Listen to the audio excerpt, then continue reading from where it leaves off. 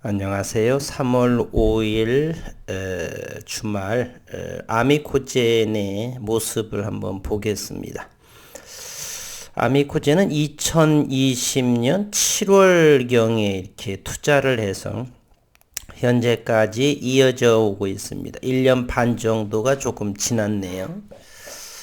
2020년에 코로나 팬데믹이 되면서 2020년도에 어마무시한 역대급의 거래량이 동반합니다. 이 이유인즉슨 아미코젠의 배지와 레진의 이런 국책과제가 선정이 되어서 향후 송도에서의 바이오 클러스터 이렇게 국내에 국산 배지 레진을 하면서 새로운 도약을 하고자 하는 아미코젠의 수급이 모였던 이런 한 해였었죠. 이제 올해부터 이제 준공이 시작이 되면서 준공은 내년도 상반기에 하고 착공이 물론 공사가 이제 시작이 되면서 내년 상반기 또는 2분기 내에는 어쨌든 배지 레진 공장이 공장이 완료가 되는 그러한 상황. 그래서 목표가 2023년도 올해는 조금 더 지난해 조금 서운한 점이 있었죠. 엔돌라이신으로 추가적인 영업이익이 150억을 좀 믿고 있었는데 웬걸 오히려 더 적자로 진행이 되어서 실망스러운 아미코젠의 모습. 아마 그래서 그럴 수도 있고요. 2021년에 비단 아미코젠만이 아니었지만 아미코젠은 물론 매출과 영업이익이 좋아졌더라고 한다라면 다른 제약바이오와 함께 동조화를 이루면서 이와 같이 되지는 않았을 거다라는 생각을 해봅니다.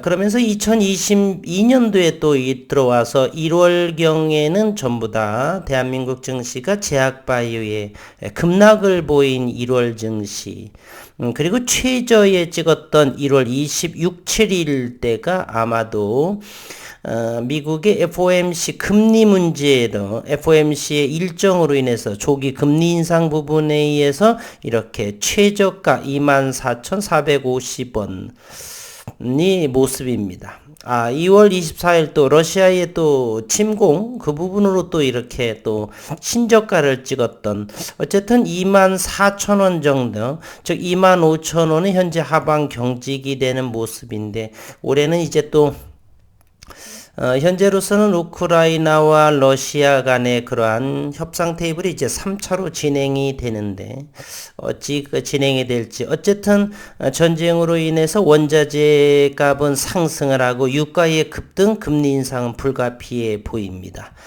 그러한 상황 속에서 이제 금리 인상, 러시아 우크라이나의 지정학적인 그러한 전쟁 문제, 이것이 어느 정도의 좀 숨고르기가 들어갈까? 저는 4월, 5월 정도를 생각해 봅니다. 2023년 상반기 이제 배지와 레진의 공장이 완료가 되고, 이제는 준비를 하는 과정인데, 1분기 5월 15일경에 해당하는 1분기의 매출은 어느 정도가 될지 어쨌건 이렇게 3만원이 하회가 되고 최저 리픽싱도 다시 가격 재조정이 되고 현재는 25,000원을 해서 현재 1,000원 정도에 오른 26,150원 차트상으로는 61선을 조금 넘은 그리고 어제 금요일장이 1.51% 400원이 빠진 그러한 모습을 보여주고 있습니다. 최근 2월 11일 날 송도의 배지 공장이 삽을 뜨는 착공을 승인을 했고 그로 인해서 한 달 정도를 지났죠. 앞으로 1년 정도를 넉넉하게 바라보는데 그동안에 마지막에 초점 공략을 해보고 매출이 어느 정도가 증대가 될지 1년이 지나서 시작이 될지 그 전부터 조금씩 누군가의 수급이 들어오게 될지는 시장 상황과 함께 들여다봐야 할 것 같습니다. 잠시 지난 한 달 전의 기사를 한번 다시 리뷰해 보겠습니다. 아미코제는 2월 11일 인천 송도에 위치한 차사 부지의 배지, 미디어 생산을 위한 공장 건설이 시작이 됐다. 바이오의약품 생산용 배지 공장 착공 승인 소식을 전하고 2020년 5월 확보한 1,400평 부지의 연면적 7,000평, 지하 2층, 지상 7층 규모로 설립될 예정이고 약 1년 후인 2023년 내년 상반기에 완공할 것으로 보입니다.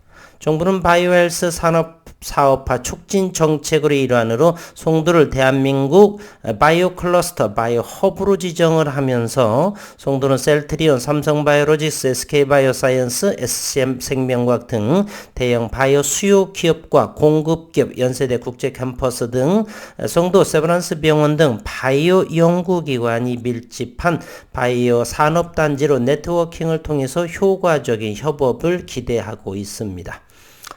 아미코젠 신공작의 생산 규모는 분말 배지 기준 배치당 1,300kg, 액상 배지 기준으로는 배치당 약 7,500리터 수준으로 이는 국내 최대 규모입니다. 공장 규모를 연간 생산 능력으로 환산하면 분말 배지 기준 10만 4천 kg, 액상 배지 기준 416만 리터에 달하며 국내 수요 약 3분의 1 수준에 해당하는 규모입니다. 아미코제는 국내뿐 아니라 글로벌 시장에서의 점유율을 목표로 진행을 하고 우리의 목표는 2023년 올해에 조금씩 움직임이라도 보여주기를 간절히 기대하고 있습니다. 현재 GMP 제약공장 운영 경험을 보유한 전문 인력으로 구성된 TF팀을 신설해서 최고 수준의 GMP 시설 구축을 목표로 하고 있고 아미코젠 관계자는 송도 배지공장 시공사 그리고 아미코젠 배지공장 2023년 초 준공 허가와 시운전을 진행하는 것을 목표로 그리고 내년 상반기 내에 최종적으로 건축을 완료하고 시제품을 생산해낼 계획이다라고 강조했습니다.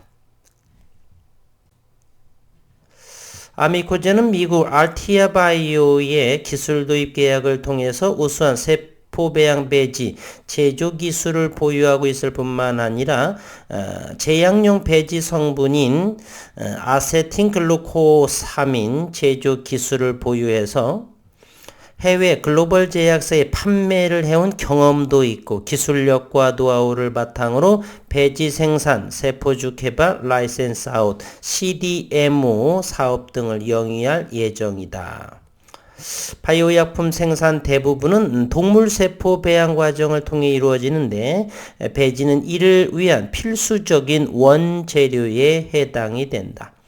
배지 수요는 지속적으로 증가하고 있으나 대부분 수입에 의존하고 있는 실정이며 코로나19 팬데믹으로 글로벌 백신 시장 규모가 연평균 7%의 높은 성장률을 보임에 따라 바이오약품 원부자재인 배지의 수요가 더욱 증가하게 된다. 경쟁력 강화와 안정적인 원료 수급을 위해 배지 개발과 제조 기술 국산화를 서둘러야 한다는 지적이 나오고 있는 그러한 배경에 있다. 한편 글로벌 배지 시장 규모는 18년 기준으로 4년 전이 되겠네요. 4조 5천억 원. 연평균 성장률은 약 8%에 육박을 하고 국내 바이오약품 배지 시장 규모는 2027년 5년 뒤에 8,900억 원까지 성장할 전망이다. 배지뿐만 아니라 국내 주요 바이오 기업의 투자 확대, 바이오약품 개발, 수출 확대에 따라 생산 장비, 원부자재 등의 국산화는 국가의 경쟁력을 위한 전략적 사업으로 육성을 해야 된다. 배지 레진 뿐만이 아니라 젤라틴 또는 엔돌라이신 등 여러 가지 사업을 하고 있죠. 2023년 내년 큰 성장을 기대하면서 올해는 유의미한 4만 원 정도까지만 가주면 얼마나 좋겠는가 하는 바람을 현재 저는 가지고 있네요. 최근의 모습 일봉상에서 일단 21선을 돌파를 했지만 이번 주에 또 러시아 우크라이나 현재의 우크라이나의 원전을 공습을 해서 현재 유럽의 금융시장은 오늘 새벽녘에 3에서 4%의 급락을 보이고 있습니다.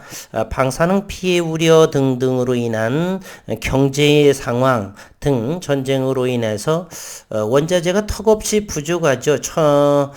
유럽에서의 천연가스의 대부분의 공급은 바로 러시아에서를 가져왔기 때문에 현재는 강력한 경제 제재를 러시아에 가하면서 현재는 수요가 많은데 공급이 부족한 그러한 그래서 인플레이션으로 인해서 금리 인상이 불가피하다. 그것이 첫 번째의 불확실성이다라고 볼 수가 있습니다. 전쟁도 멈추어지고 금리 인상도 어느 정도 마무리되는 5월 정도는 조금 기대해 보지 않을까 하는 생각을 가져봅니다. 최근에 장중에 수급을 한번 살펴를 보면요. 아미코젠 외국인은 최근에를 보게 되면 2월 18일 이후에는 매수가 조금 더 두드러져 보이죠. 최근 2월 들어서는 투신에서 연속적으로 지속적으로 매도 금융투자와 투신에서 지속적으로 매도한 그러한 수급을 보여주고 있습니다. 그와 같은 모습을 외국인이 전부 받은 모습이다라고 볼 수가 있고요. 현재 아미코젠은 시가총액도 대단히 낮은 5,165억 원에 해당하는 신용시장은 3.05%, 신용은 줄어들고 있는 추세다라는 걸 알 수 있습니다. 최근에 2월 14일만 하다도 64만 주였는데 현재는 60만 6천 주가 되기 때문에 얼마요? 대략 4만 주 정도도 줄어든 모습이다라고 볼 수가 있습니다. 외국인은 10.83% 외국인이 줄어든 모습은 아니죠. 214만 주의 모습을 현재 보여주고 있습니다. 분봉의 모습도 이렇게 찾아보면은요, 아미코젠은 최근에 25,000원을 강하게 지지받고 있는 그러한 모습입니다. 이곳이 바로 1월의 모습입니다. 이것이 1월의 모습. 현재 2월 전쟁 중인 2월에는 25,000원을 하방 경직으로 하고요. 30,000원이 이곳. 그래서 1월 이전 지난해까지는 30,000원을 가장 저점으로 보고 그 이하에서는 매도 관점으로 보았는데 1월에서는 이 지지라인 30,000원이라고 하는 이 가격을 하염없이 떨구었기 때문에 추가 하락. 그래서 결국 25,000원에서 견고한 지지라인을 구축을 했다라고 하는 것입니다.